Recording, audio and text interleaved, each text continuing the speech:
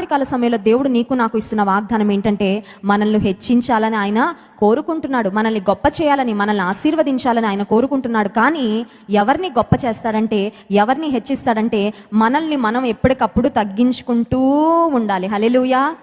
మన లాస్ట్గా when was the last time we humbled ourselves in the presence of God? నేను మిమ్మల్ని ప్రశ్న అడిగితే, లాస్ట్గా మీరు ఎప్పుడు భోజనం చేశారండి ఇక్కడికి రాకముందంటే ఏమంటారు? మధ్యాహ్నం చేశామండి. బహుశా ఇప్పుడు ఉపవాసం ఉండేవారు ఇప్పుడు చేయరు, లేదంటే ఇప్పుడు వెళ్ళాక చేస్తామండి. When was the last time you humbled yourself in the presence of God? ఆఖరుగా మీకు గుర్తుండి దేవుని సన్నిధిలో మిమ్మల్ని మీరు తగ్గించుకున్న సంఘటన ఎప్పుడు? కొంతమందికి అసలు జ్ఞాపకమే ఉండదు.